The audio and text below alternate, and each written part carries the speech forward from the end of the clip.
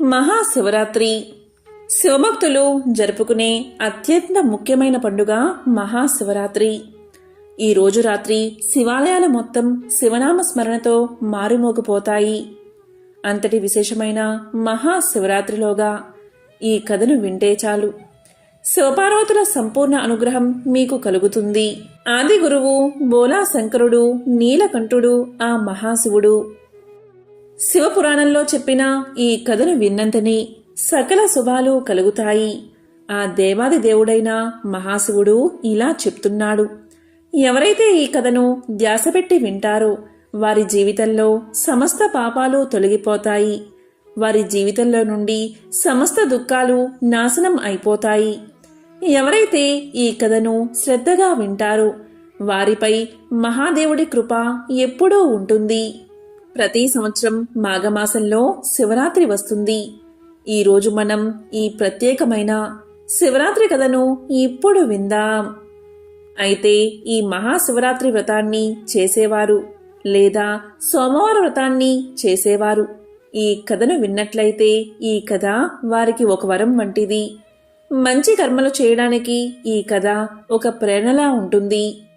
మనుషులు తమ జీవితంలో సన్మార్గంలో నడవడానికి ఈ కథ ఒక ప్రేరణలా ఉంటుంది. ఆ కథ ఏంటో ఇప్పుడు విందాం. పూర్వకాలంలో ఒక నగరంలో ఒక సేటు అతని భార్య ఉండేవారు. వారికి అన్నానికి కాని ధనానికి కాని ఎటువంటి లోటు లేదు. కానీ వారు జీవితంలో ఏ దాన ధర్మాలు కాని పుణ్యకార్యాలు కాని చెయ్యలేదు. వారు జీవితంలో ఎప్పుడూ ఎవరికీ కూడా కనీసం భిక్ష కూడా వేయలేదు.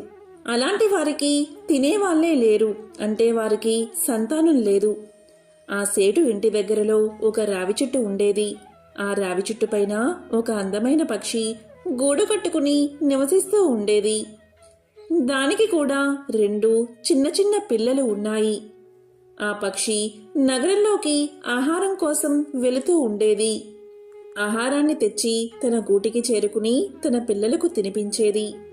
అటువంటి పక్షి రోజూ నగరంలోకి వెళ్లి ఆహారం సేకరించే క్రమంలోనే సేటు ఇంటికి కూడా వెళుతూ ఉండేది. కాని అక్కడ ఆ పక్షికి ఒక దానా కూడా ఎప్పుడూ లభించేది కాదు. పక్షి ఇలా ఆలోచిస్తూ ఉండేది. ఈ నగరంలో పెద్ద ఇల్లు ఈ సేటుదే. చాలా ధనవంతుడు ఇతను. కాని ఇతను ఎటువంటి దానాలు చేయడం లేదు. కనీసం ఎవరికి భిక్ష కూడా వేయడం లేదు. ఏ జీవ జంతువులకు ఇతను సహాయం చేయడం లేదు. పక్షులకి ధాన్యం కూడా వేయడం లేదు. ఈ సేటు చాలా పిసినారి అనుకుంది. ఒకరోజు పక్షి తన గూటి నుంచి వెళ్లి ఆ సేటు ఇంటికి వెళ్లి కూర్చుంది. అదే సమయంలో ఆ సేటు మరియు అతని భార్య ఇలా మాట్లాడుకుంటున్నారు. సేటు భార్య సేటుతో ఇలా చెప్తుంది. మన దగ్గర చాలా ధనముంది, ఎంతో సంపద ఉంది. ఈ నగరంలోనే మనం ధనవంతులం. మనకు ధనానికి ఎటువంటి లోటు లేదు. ఈ ధనాన్ని మనం ఏం చేసుకుంటాం? మనకు వారసులు లేరు కదా. ఈ ధనాన్ని తినేవారు ఎవరో అని భర్తను అడిగేసరికి దానికి సేటు ఇలా పలుకుతాడు. ఇందులో మనం చేసేదేముంది? మన తలరాత ఇలా ఉంది. మన తలరాతలో పుత్ర ప్రాప్తి లేదు.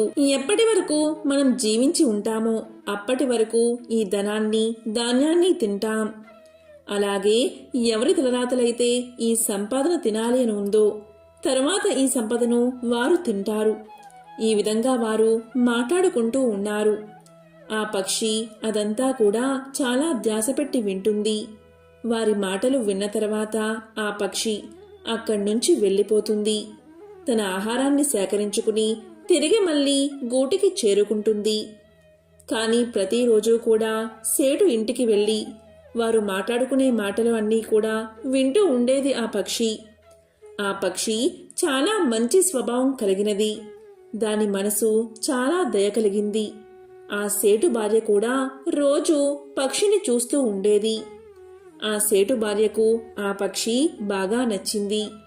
దీంతో ఆమె సేటుకు తెలియకుండా దాచిదాచి ఆ పక్షికి ఆహారం పెట్టడం మొదలుపెట్టింది.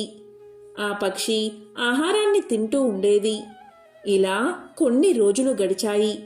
ఒకరోజు ఆ పక్షి మనసులో ఇలా అనుకుంది, ఈ సేటు భార్య చాలా మంచిది, నాకు రోజూ కూడా ధాన్యాన్ని వేస్తుంది. కాని వారింట్లో పుత్రులు లేరు. ఏం చెయ్యాలి? నేను ఏం చేస్తే ఆ సేటు భార్యకు పుత్రుడు కలుగుతాడు? ఒక స్త్రీ ఎప్పటి వరకు అయితే తల్లి కాకుండా ఉంటుందో అప్పటి వరకు పరిపూర్ణమైన స్త్రీ అవ్వలేదు కదా. ఒక ఆడదాని బాధ ఇంకొక ఆడదే కదా అర్థం చేసుకోగలుగుతుంది అని అనుకుంటూ ఆ సేటు భార్యని తలుచుకుంటూ తనలో తాను ఎంతో బాధపడుతూ ఉండేది. నేను వీళ్ల కోసం ఏం చేయగలుగుతాను అని తనలో తాను చాలా ఆలోచించుకుంటూ ఉండేది. ఇలా అనుకుంటూ ఉండగా దానికి ఒక ఆలోచన వచ్చింది. నేను ఎందుకు మహాదేవుడి దగ్గరకు వెళ్ళకూడదు అని అనుకుంది. నేను ఆ మహాదేవుడి దగ్గరకు వెళ్ళి సేటు మరియు సేటు భార్య గురించి మొరపెట్టుకుంటాను అని ఆలోచిస్తూ తన గూటికి వెళ్ళి మగ పక్షితో చెప్తుంది, నేను కొన్ని రోజులు బయటకు వెళ్తున్నాను. మీరు పిల్లల్ని చూసుకుంటూ ఉండండి. వారికి సమయానికి నీటిని ఆహారాన్ని అందించండి అని చెప్పి ఆకాశ మార్గంలో ప్రయాణం మొదలు పెడుతుంది. ఈ విధంగా పక్షి చాలా వేగంగా ఉరకలు వేస్తూ దూసుకుని పోతుంది. పగలు రాత్రి ఎగురుతూనే ఉంటుంది. చాలా కష్టపడుతుంది. ఆకలి దాహం కూడా మర్చిపోయి ఎగురుతూనే ఉంటుంది. అలా ఎగురుతూ ఎగురుతూ చివరకు కైలాస పర్వతాన్ని చేరుకుంటుంది. ఎక్కడైతే దేవాది దేవుడు ఆ మహాదేవుడు పార్వతీదేవి ఉంటారో అక్కడికి పక్షి ఎగురుకుంటూ వెళ్లి పార్వతీ అమ్మవారి పాదాల వద్ద పడుతుంది. వెంటనే స్పృహను కోల్పోతుంది. పక్షిని స్పృహలోకి తీసుకువచ్చి పార్వతీదేవి ఇలా అడుగుతుంది, ఓ పక్షి, నీవు ఎవరు? ఎక్కడి నుంచి వచ్చావు? ఎందుకు కంగారు పడుతున్నావు అని అడుగుతుంది అమ్మవారు. దానికి పక్షి ఇలా చెప్తుంది, అమ్మా పార్వతీమాత, నేను చాలా దుఃఖంలో ఉన్నాను. నేను చాలా దూరం నుంచి వచ్చాను. కానీ ఈ దుఃఖమైతే నా కోసం కాదు, వేరే వారి కోసం నేను దుఃఖంలో ఉన్నాను అని అనగా పార్వతీదేవి ఇలా అంటుంది, చూడు పక్షి, నాకు అర్థమయ్యేలా చెప్పు. అసలు విషయం ఏమిటి? వివరంగా చెప్పు అని అడుగుతుంది. దానికి పక్షి ఇలా చెప్తుంది, అమ్మా, ఎక్కడైతే నేను నివాసం ఉంటున్నానో అక్కడ ఒక సేటు అతని భార్య నివసిస్తున్నారు. వారికి పుత్రులు లేరు. ఆ సేటు భార్య చాలా మంచిది. ఆమెకు ఒక పుత్రుణ్ణి ప్రసాదించండి అని పక్షి అడుగుతుంది. అలా అడిగి వెంటనే స్పృహను కోల్పోతుంది. దీంతో పార్వతీదేవి మళ్లీ పక్షిని స్పృహలోకి తీసుకురావడానికి చాలా ప్రయత్నం చేస్తుంది. చాలా సమయం తర్వాత పక్షి మళ్లీ స్పృహలోకి వస్తుంది. అప్పుడు పార్వతీమాత పక్షికి ఆహారాన్ని పెట్టి నీటిని అందిస్తుంది. పక్షితో ఇలా చెప్తుంది, ఓ పక్షి, నీవు చింతించకు. కొంత సమయంలోనే మహాదేవుడు ధ్యానం నుంచి లెగుస్తారు. తరువాత నీవు మహాదేవుడితో మాట్లాడు అని చెప్తుంది మాత. ఇక మహాదేవుడు నిద్ర లేస్తాడు. ఇక పార్వతీదేవి ఆ పక్షిని చేతిలోకి తీసుకుని మహాదేవుడి దగ్గరకు వెళ్తుంది. ఓ మహాదేవా, ఫలానా నగరంలో ఒక సేటు భార్య నివాసం ఉంటున్నారు. వారి తలరాతలో పుత్రులు ఉన్నారా లేరా అని పార్వతీదేవి అడుగుతుంది. ఇక మహాశివుడు ధ్యానంలోకి వెళ్ళి అంతా తెలుసుకుని పార్వతీదేవితో ఇలా పలుకుతాడు, చూడు దేవి, వారి తలరాతలో పుత్రులు లేరు అంటాడు. అప్పుడు పార్వతీ అమ్మవారు ఇలా పలుకుతుంది, స్వామి, వారి తలరాతలో పుత్రులు లేకపోయినా సరే మీరు వారికి ఒక పుత్రుణ్ణి ఇవ్వాలి అంటుంది. దానికి మహాశివుడు, పార్వతి, నేను చెప్పాను కదా, వారి తలరాతలో పుత్రులు లేరు. అలాంటిది నేను పుత్రుణ్ణి ఎలా ఇస్తాను అని అంటాడు. దానికి పార్వతీదేవి ఇలా పలుకుతుంది, చూడండి స్వామి, ఈ పక్షి చాలా దూరం నుంచి వచ్చింది. ఈ పక్షి చాలా ఆశతో వచ్చింది. మనం సహాయం చేస్తామని వచ్చింది. తన ఆకలిని దాహాన్ని కూడా వదిలి ఎగురుకుంటూ ఇక్కడికి చేరుకుంది. దాన్ని ఖాళీ చేతులతో నేను పంపలేను అంటుంది అమ్మవారు. పార్వతీదేవి చెప్పిన మాటలు విని మహాశివుడు ఇలా పలుకుతాడు, చూడు పార్వతి, నీ ప్రతి మాట నెరవేర్చే బాధ్యత నాకుంది. నీవు అడుగుతున్నావు కాబట్టి ఆ సేటు మరియు సేటు భార్యకు నేను ఒక పుత్రుణ్ణి ప్రసాదిస్తాను. కానీ నీవు ఆ పక్షికి చెప్పు, ఆ సేటు భార్య ఎటువంటి దాన ధర్మాలు చేయడం లేదు, పుణ్యకార్యాలు చేయడం లేదు. కానీ వారికి పుత్రుడు కలిగాక మాత్రం దాన ధర్మాలు చెయ్యాలి, పురాణ కథలు చదవాలి, గుడిలో దేవుణ్ణి దర్శించాలి, భిక్షాటన చేసేవారికి భిక్ష వెయ్యాలి, భగవన్నామ స్మరణ తప్పకుండా చెయ్యాలి అని చెప్పాడు మహాశివుడు. దానికి పక్షి ఇలా పలుకుతుంది, ఓ మహాదేవా, మీరు చెప్పినట్లే జరుగుతుంది అని అన్నిటికీ ఒప్పుకుంటుంది. ఇక పరమేశ్వరుడు తదాస్తు అని చెప్పి పక్షికి వరాన్ని ప్రసాదిస్తాడు. అంతట పక్షి దేవాది దేవుడైన పరమేశ్వరుడికి, పార్వతీదేవికి నమస్కారం చేసుకుని అక్కడి నుండి వెళ్లి ఎగురుకుంటూ తన గూటిని చేరుతుంది. ఇది జరిగిన కొంతకాలానికి సేటు భార్య గర్భాన్ని ధరించి 9 మాసాలు నిండిన తర్వాత ఒక పుత్రుణ్ణి కంటుంది. దాంతో వారిద్దరూ ఎంతో సంతోషంగా ఉంటారు. ఆ పుత్రుణ్ణి చూసి ఆ పక్షి కూడా చాలా సంతోషిస్తుంది. తాను పడ్డ కష్టానికి తగిన ప్రతిఫలం దక్కిందని ఆ పక్షి ఆనందిస్తుంది. ఆ పక్షి ఇలా అనుకుంటుంది, ఈ నగరంలోని పెద్ద ధనవంతుడు సేటు తన పిల్లలకు మంచి మంచి ఆహార పదార్థాలు తినిపిస్తాడు. ఏదో ఒకటి జారి కిందకి పడుతుంది, అది మాకు ఆహారంగా దొరుకుతుంది అని ఆలోచిస్తూ ఆ పక్షి చాలా సంతోషంగా ఉంటుంది. మెల్లమెల్లగా సేటు కొడుకు పెరిగి పెద్దవాడు అవడం మొదలు పెడతాడు. శివరాత్రి అయిపోతుంది, మళ్ళీ శివరాత్రి కూడా అయిపోతుంది. ఇలా 4 శివరాత్రులు అయిపోతాయి. 5వ శివరాత్రి వచ్చేలోపు ఆ పక్షి ఎంతో బాధతో దుఃఖంతో ఉంటుంది. ఎందుకంటే సేటు కొడుక్కి 5 సంవత్సరాలు రాబోతున్నాయి. ఈ సేటు భార్య ఎటువంటి దాన ధర్మాలు చెయ్యలేదు, గుడికి వెళ్ళలేదు, పురాణ కథలు వినలేదు, దైవనామస్మరణ అస్సలే చేయలేదు, ఎవరికి భిక్ష కూడా వెయ్యలేదు, ఏ పుణ్యకార్యాల జోలికి అస్సలు వెళ్ళలేదు. ఇలా ఆలోచిస్తూ ఆ పక్షి ఎంతో దుఃఖంలో ఉంటుంది.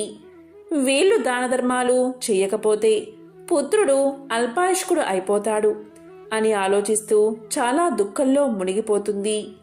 నేను సేటు భార్యకి ఎలా చెప్పాలి? నా భాష వారికి అర్థం కావడం లేదు. నేను ఇప్పుడు ఏం చెయ్యాలి అని ఆలోచిస్తుంది. ఆ పక్షి పిల్లలు కూడా పెద్దవి అయిపోతాయి. అప్పుడు పక్షి తన పిల్లలతో ఇలా చెప్తుంది, నేను కొన్ని రోజుల పాటు బయటకు వెళ్లి వస్తాను అని చెప్పి అలా ఎగురుతూ కైలాస పర్వతానికి చేరుకుంటుంది. అక్కడ పార్వతీ అమ్మవారు అలాగే మహాశివుడు కూర్చుని ఉంటారు. పార్వతీ అమ్మవారు ఆ పక్షిని తన చేతుల్లోకి తీసుకుని ఇలా పలుకుతుంది, చూడు పక్షి, నీవు ఏదైతే జరగాలి అనుకున్నావో అలాగే జరిగింది కదా. సేటు భార్యకు పుత్రుడు లభించాడు కదా, నీవు మళ్ళీ ఎందుకు వచ్చావు అని అడుగుతుంది అమ్మవారు. దానికి పక్షి ఇలా పలుకుతుంది, ఓ పార్వతీమాత, సేటు భార్యను నేను సన్మార్గంలో తీసుకురావడంలో విఫలం అయ్యాను. వారిని ధర్మ మార్గంలోకి నేను పంపించలేకపోయాను. ఆ భార్యాభర్తలు ఇద్దరు కూడా ఇదివరకు ఎలా ఉన్నారో ఇప్పుడు కూడా అలాగే ఉన్నారు. ఏ దాన ధర్మాలు చేయడం లేదు, ఎవరికీ భిక్ష కూడా వేయడం లేదు, ఏ భగవంతుడి నామస్మరణ కూడా చేయడం లేదు. ఇప్పుడు కూడా వారు అలాగే ఉన్నారు అని చెప్పగా పరమశివుడు ఇలా అంటాడు, చూడు పక్షి, వాళ్ళు ఇలానే ఉంటే వారి పుత్రుడు అల్పాయుష్కుడు అవుతాడు అని చెప్పగా ఆ మాట విని పార్వతీదేవి యొక్క పాదాలపై పడి ఆ పక్షి తలను కొట్టుకోవడం ప్రారంభించింది. అమ్మా పార్వతీమాత, అలా జరగడానికి వీల్లేదు. ఆ పుత్రుడు దీర్ఘాయుష్మంతుడు అవ్వాలి అని చెప్పి ఆ పక్షి పార్వతీదేవి అమ్మవారి పాదాలపై పడి కొట్టుకోవడం మొదలుపెట్టింది. మళ్ళీ పార్వతీదేవి ఆ పక్షిని తన చేతిలోకి తీసుకుని ఇలా పలికింది, నీవు శాంతంగా ఉండు, నేను పరమేశ్వరుడితో మాట్లాడతాను అంది. చూడు తల్లి, నేను నా సాయశక్తులా ప్రయత్నం చేశాను. నా భాష వారికి అర్థం కాక నా మాటలను అస్సలు వారు పట్టించుకోవడం లేదు. దానికి నేనేం చేయను తల్లి అంటుంది పక్షి. ఇంకా ఇలా పలుకుతుంది, అమ్మా, నీవు అలాగే మహాశివుడు అక్కడికి వెళ్ళి సేటు మరియు సేటు భార్యను సన్మార్గంలోకి తీసుకురండి అని పలికింది. దానికి శివపార్వతులు ఇలా పలికారు, సరే పక్షి, మేము అలానే చేస్తాము. మేము చాలా తొందరలోనే సేటు అలాగే సేటు భార్య ఇంటికి వస్తాము అనగాని పక్షి పార్వతీ పరమేశ్వరులకు నమస్కారం చేసి తిరిగి తన గూటికి చేరుకుంది. ఇక పార్వతీదేవి పరమేశ్వరుడితో కలిసి ఒక సాధు వేషంలో సేటు ఇంటికి చేరుకున్నారు. ఆ సమయంలో సేటు గుమ్మంలో నిల్చుని ఉన్నాడు. సేటు భార్య కూడా అక్కడే ఉంది. వారిద్దరితో సాధు వేషంలో ఉన్న పార్వతీ పరమేశ్వరులు ఇలా పలికారు, మీరు మాకు భోజనాన్ని పెట్టకపోయినట్లయితే మీరు చాలా కష్టాలు అనుభవించాల్సి వస్తుంది అని చెప్పారు. అప్పుడు సేటు భార్య వారిద్దరికీ నమస్కారం చేసుకుని ఇలా పలుకుతుంది, మీరు మాకు ఏ శాపాన్ని ఇవ్వకండి, మీకు తప్పకుండా భోజనం పెడతాను అని చెప్పి సేటు అలాగే సేటు భార్య వారిని ఇంట్లోకి ఆహ్వానించి భోజనం పెట్టారు. ఆ ఇంట్లో బాబు అటూ ఇటూ తిరుగుతూ వీళ్లకు తీపి పదార్థాలను లడ్డూలు తీసుకువచ్చి ఇచ్చాడు. ఆ బిడ్డను చూసిన పార్వతీదేవి ఎంతో సంతోషించింది. పార్వతీదేవి ఇలా ఆలోచిస్తుంది, ఈ బాలుడు మహాదేవుడి ప్రసాదం, అందుకే ఈ బాలుడు ఎంతో తేజస్సుతో ఉత్సాహంగా ఉన్నాడు అని అనుకుంటుంది. పార్వతీ పరమేశ్వరులు భోజనం చేసిన తర్వాత ఇద్దరూ కూడా బయటకు వెళ్లారు. అప్పుడు సేటు భార్య కూడా బయటకు వచ్చారు. వారిద్దరూ కూడా పార్వతీ పరమేశ్వరులకు నమస్కారం చేసుకుని ఇలా పలికారు, సాధువులారా, మేము చేసిన సేవలో ఏదైనా లోటు జరిగి ఉంటే మమ్మల్ని క్షమించండి అన్నారు. అప్పుడు మహాదేవుడు ఇలా పలికాడు, ఇద్దరూ చాలా జాగ్రత్తగా ధ్యాస పెట్టి వినండి. మీరు తప్పులు అయితే చాలానే చేశారు, ఇంకా చేస్తూనే ఉన్నారు. మీరు ఈ విధంగానే ఉంటేనే మీ పుత్రుడికి ఆపద రాను ఉంది. మీ పుత్రుడు చాలా త్వరగానే ఈ లోకాన్ని విడిచి వెళ్ళిపోతాడు అని అనగానే ఆ మాటలు విన్న సేటు అలాగే సేటు భార్య సాధువు రూపంలో ఉన్న పార్వతీ పరమేశ్వరుల పాదాలపై పడతారు. స్వామి, ఏదైనా మార్గం ఉంటే చెప్పండి, మేమేం చెయ్యాలి? చాలా సంవత్సరాల తర్వాత లేక మాకు ఒక పుత్రుడు జన్మించాడు. ఆ పుత్రుణ్ణి మేము కోల్పోవాలి అనుకోవడం లేదు అన్నారు వారిద్దరూ. దానికి పరమేశ్వరుడు ఇలా చెప్పాడు, లేవండి, ఇద్దరూ ధ్యాస పెట్టి వినండి. ఈ రోజు నుంచి మీ గుమ్మంలోకి ఎవరు వచ్చినా సరే వాళ్ళు ఖాళీ చేతులతో మీ ఇంటి నుంచి వెళ్ళకూడదు. వాళ్లకు దాన ధర్మాలు చెయ్యండి, అవసరంలో ఉన్న వారికి సహాయం చెయ్యండి, జీవ జంతువులకు సహాయం చెయ్యండి, ధర్మ కార్యక్రమాలు చెయ్యండి, పుణ్య కార్యక్రమాలు చెయ్యండి, మహాశివరాత్రి వ్రతాన్ని చెయ్యండి, ఈశ్వరుణ్ణి ప్రార్థించండి అని పలికాడు మహాశివుడు. మహాశివుడు చెప్పిందంతా విని భార్యాభర్తలు ఇద్దరూ కూడా వాళ్లకు నమస్కారం చేసి సాధువు రూపంలో ఉన్న పరమేశ్వరుడి పాదాలపై పడ్డారు. స్వామి, మీరు చెప్పిన విధంగానే చేస్తాము అన్నారు. అప్పుడు పరమేశ్వరుడు ఇలా అంటాడు, చూడండి, మీ ఇంట్లో ఆడుకుంటున్న మీ పుత్రుడు నిజానికి మీ తలరాతలో లేడు. కైలాసం వరకు ఒక పక్షి ఎగురుకుంటూ వచ్చింది. ఆ పక్షి కైలాసం వరకు వచ్చి పరమేశ్వరుని వేడుకుంది. ఆ పక్షి యొక్క కష్టం వల్లే ఈరోజు మీ ఇంట్లో ఒక అందమైన పుత్రుడు ఆడుకుంటూ ఉన్నాడు అని అనేసరికి అది విన్న సేటు మరియు సేటు భార్య ఇలా అంటారు, స్వామి, ఆ పక్షి ఎవరు అని అడుగుతారు. అప్పుడే ఆ పక్షి అక్కడకు వస్తుంది. పార్వతీ పరమేశ్వరులకు నమస్కారం చేస్తుంది. పార్వతీ పరమేశ్వరులు సేటు ఇంటికి వచ్చిన రోజే మహాశివరాత్రి. ఆ సేటు ఇంట్లో పార్వతీ పరమేశ్వరులు వారి యొక్క అసలైన రూపంలోకి వచ్చారు. సేటు మరియు సేటు భార్యకు దర్శనం కల్పించారు.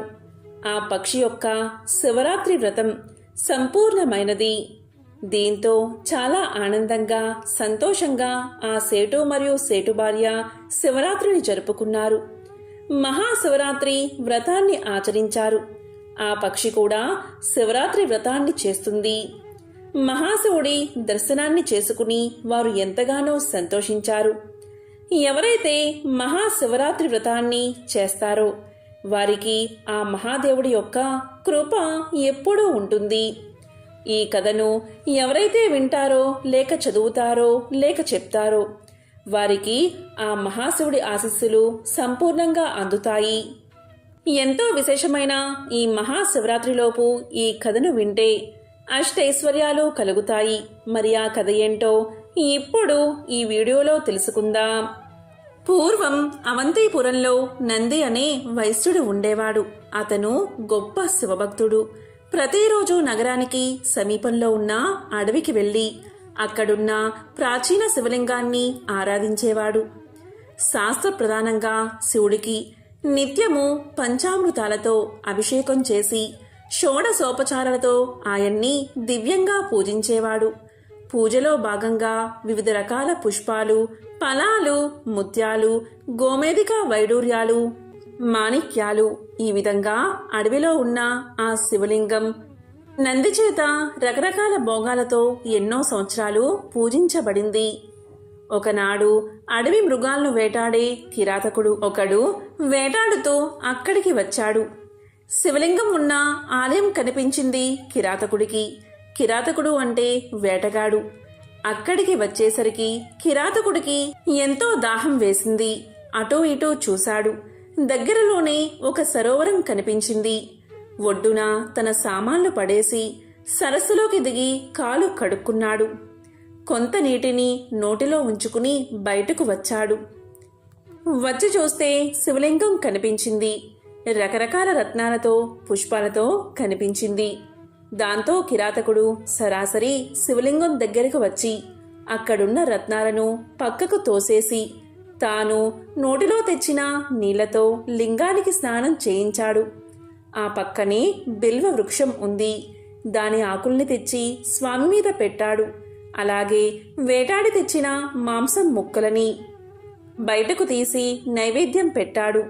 ఇలా తనకు తోచిన రీతిలో శివపూజ చేసిన ఆ కిరాతకుడు ఇలా అన్నాడు: స్వామి శంకరా, నిన్ను చూస్తే నాకు ఎంతో ఆనందంగా ఉంది. ప్రతిరోజు నీకు ఇలాగే పూజలు చేస్తాను. నన్ను కరుణించు స్వామి అని వేడుకున్నాడు. ఈ విధంగా ప్రతిరోజు కిరాతకుడు అక్కడికి వచ్చి ఈ విధంగా పూజలు చేయడం ప్రారంభించాడు. ఈ విషయాన్ని అక్కడికి వచ్చిన నంది చూశాడు. ఎంతో బాధపడుతూ, అయ్యో, నేనేదో పాపం చేసి ఉంటాను. నా పూజలో ఏదో లోపం ఉండి ఉంటుంది. నేను చేసే పూజ స్వామికి నచ్చలేదేమో. ఇదంతా నా దురదృష్టమని చింతిస్తూ ఇంటికి తిరిగి వచ్చాడు. నంది దీనంగా ఉండడం చూసి ఆయన పురోహితుడు ఇలా అడిగాడు: అయ్యా, తమరు ఎందుకు ఇలా ఉన్నారు అని అడిగాడు. దానికి నంది ఇలా పలికాడు: ఓ బ్రాహ్మణోత్తమా, నేను ఈరోజు శివపూజ కోసం వనానికి వెళ్ళాను. అక్కడ శివుడి ముందు మాంసాన్ని చూశాను. ఇంతకు ముందు నేను చేసిన పూజనంతా ఎవరో చిందరవందర చేశారు. నాకు చాలా బాధగా ఉంది. నా పూజను చెడగొట్టి మాంసాన్ని నైవేద్యంగా పెట్టిన వాడెవడో నాకు తెలియదు.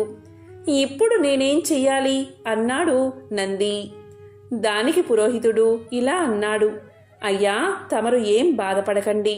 రేపు పొద్దుట నేను కూడా మీతో వస్తాను. ఇద్దరం కలిసి అక్కడికి వెళ్దాం. ప్రతిరోజు వచ్చి నీ పూజ చెడగొట్టేవాడు ఎవడో తెలుసుకుందామని ధైర్యం చెప్పాడు. ఆ విధంగా ఆ మర్నాడు ఇద్దరూ కలిసి వనంలో ఉన్న శివలింగం దగ్గరకు వెళ్లారు. పురోహితుడు రుద్రాధ్యాయాన్ని పఠిస్తూ ఉండగా నంది చక్కగా లింగానికి ఏకాదశ రుద్రాభిషేకం చేశాడు.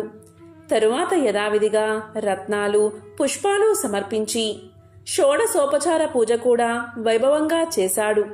ఇలా 2 జాముల కాలం గడిచింది. అప్పుడు ఆ సమయంలో మహాకాలుడిలా నల్లగా ఎత్తుగా ఉన్న కిరాతుడు చేతిలో ధనస్సు, బాణం పట్టుకుని అక్కడకు వచ్చాడు. ఎంతో భయంకరంగా ఉన్న ఆ కిరాతకుణ్ణి చూసి నంది భయపడిపోయాడు. అతనితో పాటు పక్కన ఉన్న పురోహితుడు, అతని బృందం కూడా వణికిపోయారు. అప్పుడు కిరాతకుడు రోజూ చేసినట్లే ఎవర్నీ పట్టించుకోకుండా అప్పటిదాకా వారు చేసిన పూజా ద్రవ్యాలను పక్కకు తోసేసి పుక్కిట్లో నీరు తెచ్చి లింగంపై వేసి మాంసం నైవేద్యంగా స్వామికి సమర్పించాడు. బిల్వ ఆకులు తెచ్చి లింగంపై వేశాడు. ఒకసారి సాష్టాంగ నమస్కారం చేసి తిరిగి తన దారిన తాను వెళ్ళిపోయాడు. ఈ దృశ్యాన్నంతా చూసిన నందికి, అతని పురోహిత బృందానికి ఎంతో ఆశ్చర్యం కలిగింది. దీంతో నంది తిరిగి ఇంటికి వచ్చిన తర్వాత పండితులందరినీ పిలిచి ఈ విషయాన్ని వారికి చెప్పి, ఓ విప్రులారా, ఇప్పుడు నేను ఏం చెయ్యాలో చెప్పండి అన్నాడు.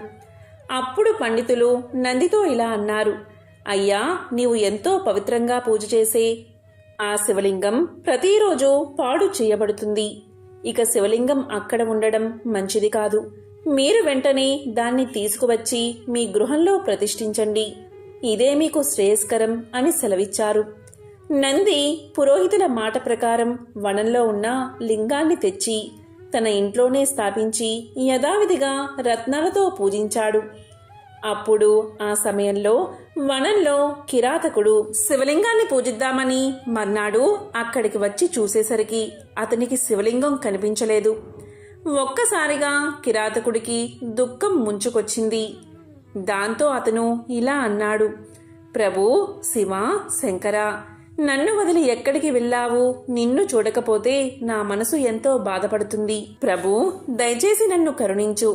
కరుణించి నాకు కనిపించు. నీవే రాకపోతే నా ప్రాణాల్ని వదిలేస్తాను. పరమేశ్వరా, కరుణించు అని తీవ్రంగా విలపించాడు. అయితే శివుడు కనిపించలేదు. అయితే అన్నమాట నిలబెట్టుకోవాలని భావించిన కిరాతకుడు తన గోళ్లతో గుండెను చీల్చుకుని రోషంగా అరుస్తూ, ప్రభూ, ఇదిగో నా గుండె తెచ్చాను, ఇప్పటికైనా రా అని పిలిచాడు. ఇక వెంటనే లోపల పేగుల్ని, మాంసాన్ని బయటకు తీసి లింగం తీసేసి గోతిలో వేశాడు. అదేవిధంగా శరీరాన్ని కదిలించుకుంటూ వెళ్లి చెరువులోని నీళ్లు తెచ్చి ఆ గోతిలో పోశాడు. ఈ విధంగా ఓపిక నశించి రక్తం ధారల్లా కారిపోతూ ఉండగా అలాగే నేల మీద కుప్పకూలిపోయాడు కిరాతకుడు. ఇంతలో దివ్యకాంతులు వెదజల్లుతూ ప్రమదగణాలతో సహా శివుడు ప్రత్యక్షమయ్యాడు. జటాజూటములతో చంద్రకాంతిని ధరించిన శివుడు కిరాతకుడి చెయ్యి పట్టుకుని పైకి లేపి అతని గాయాలను పోగొట్టాడు. ఎంతో ప్రేమగా ఇలా అన్నాడు, కిరాత, నీవెంతో గొప్ప భక్తుడివి. నాకు సంతృప్తి కలిగింది. నీవు ఎన్నో పూజలు చేశావు. నా కోసం ప్రాణాలు సమర్పించడానికి సిద్ధపడ్డావు. నీ భక్తి అనన్య సామాన్యం. నీకేం వరం కావాలో కోరుకో అన్నాడు. ఇక రుద్రుడి మాటలు వినగానే కిరాతకుడికి ఎంతో ఆనందం కలిగింది. వెంటనే ఆయన పాదాల మీద పడి, ప్రభూ, నేను నీ దాసుణ్ణి. నాకు జన్మజన్మల్లో నీ మీద అచంచలమైన భక్తి ఉండేలా అనుగ్రహించు. నీవే నాకు తల్లి, నీవే నాకు తండ్రి, నీవే నాకు గురువు, నీవే నాకు దైవం, నీవే నాకు బంధువు, నీవే నాకు మిత్రుడు. నాకు నీవు తప్ప వేరొకరు అక్కర్లేదు. ఇక నాకు వేరే ఏ కోరిక లేదు. నిన్ను దర్శిస్తే చాలు అని వినయంగా పలికాడు. నిష్కల్మషమైన కిరాతకుడి భక్తికి శివుడు చలించిపోయి అతన్ని తన శివమందిరానికి ద్వారపాలకుడిగా నియమించాడు. అదే సమయంలో దేవదుందుబులు మోగాయి. ఆ ధ్వని పక్కనే ఉన్న నంది ఇంటిదాకా వినిపించింది. వనంలో నుంచి దివ్యమైన ధ్వనులు వినపడేసరికి నంది ఎంతో ఆతృద్దాగా అక్కడికి పరుగున వచ్చాడు. అక్కడ ఎదురుగా తన్ముడైన కిరాతకుడు కనిపించాడు. ఎంతో అద్భుతం జరిగిందని నందికి అనిపించింది. వెంటనే కిరాతకుడి చేతులు పట్టుకుని, అయ్యా, నీవు కూడా నాలాగే శివభక్తుడివి. నిన్ను అనుగ్రహించడానికి సాక్షాత్తు శివుడే ఇక్కడికి వచ్చాడు అనిపిస్తుంది. దయచేసి నన్ను కూడా శివుడి దగ్గరకు తీసుకువెళ్ళు. ఆ స్వామి యొక్క దర్శనాన్ని కల్పించు అని ప్రార్థించాడు. నంది ప్రార్థన విన్న గుణవంతుడైన కిరాతకుడు నంది చెయ్యి పట్టుకుని శివుడి దగ్గరకు తీసుకువచ్చి శివుడికి చూపించి, శివ, ఇతడు నంది అనే వైద్యుడు. ఇతడు ప్రతిరోజు మిమ్మల్ని రత్నాలతో పూజిస్తాడు. ఇతడు నా మిత్రుడు అని పరిచయం చేశాడు. కిరాతకుడు మాటలు విన్న శివుడు, కిరాత, ఈ నంది ఎవరో నాకు తెలియదు. కల్లా కపటం లేని నీవే నాకు నిజమైన భక్తుడివి. నీవే నా మిత్రుడివి. ఎలాంటి స్వాభిమానం, దుర అహంకారం లేనివాడే నా నిజమైన భక్తుడు. అంతేకాని స్వార్థంతో కూడినవాడు కాదు అని చెప్పాడు. అప్పుడు కిరాతకుడు, ప్రభూ, నేను నీకు స్నేహితుడిని అన్నావు కదా, ఇతను నాకు మిత్రుడు. మిత్రుడు నీకు మిత్రుడే. ప్రభు దయచేసి నాతో పాటు ఇతన్ని ఉద్ధరించు అని ప్రార్థించాడు. ఇక కిరాతుని మాటలు కాదనలేక శివుడు వారిద్దరినీ తన పరిచారకులుగా స్వీకరించాడు. అదే సమయంలో దివ్య విమానం అక్కడికి వచ్చింది. అప్పుడు ఇద్దరూ కలిసి దాన్ని ఎక్కి సరాసరి కైలాసానికి చేరుకున్నారు. అక్కడ కైలాసంలో వీరికి ఘన స్వాగతం లభించింది. వారందరికీ కైలాసం చేరగానే శివుడి సారూప్యం లభించింది. వారు శివుడిలా మారిపోయారు.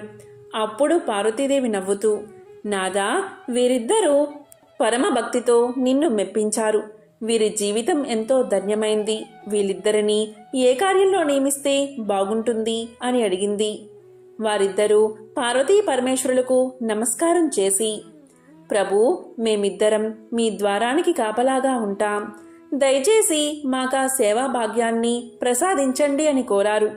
వారి భావాన్ని తెలుసుకున్న మహాశివుడు, అలాగే మీరిద్దరూ ఇక్కడే ఉండి నన్ను సేవించండి అని తెలియచేశాడు. ఆ రకంగా కిరాతకుడు మహాకాలుడిగా నందిగా కైలాసానికి చేరుకుని శివద్వారానికి రక్షకులుగా ఉంటూ నిత్యము ఆయన్ని సేవిస్తూ ఉండేవారు. పాపాలు చేసేవారు, అధర్మాన్ని ఆచరించేవారు, గుడ్డివారు, మూగవారు, కుంటివారు, గుణం లేనివారు, చెడ్డ మనసు కలిగినవారు, చండాలురు, ఎలాంటి వారైనా సరే శివభక్తిని కలిగి ఉంటే చాలు, ఆ దేవాది దేవుడైన ఆ శివుడి సాన్నిధ్యాన్ని తప్పక పొందుతారు. కేవలం ఇసుకతో చేసిన శివలింగాన్ని భక్తిగా పూజించినా చాలు, వారు తప్పకుండా శివ సాన్నిధ్యాన్ని చేరుకుంటారు. కాబట్టి ఎంతో పవిత్రమైన విశేషమైన ఈ కథను మహాశివరాత్రిలోపు ఎవరైతే వింటారో లేక చెప్తారో అలాంటి వారికి సకల శుభాలు కలుగుతాయి. వారి యొక్క జన్మజన్మల పాపాలు తొలగి కోటి జన్మల పుణ్యం వస్తుంది. శివ సాన్నిధ్యం లభిస్తుంది. ఓం నమః శివాయ. ఓం నమో నారాయణాయ.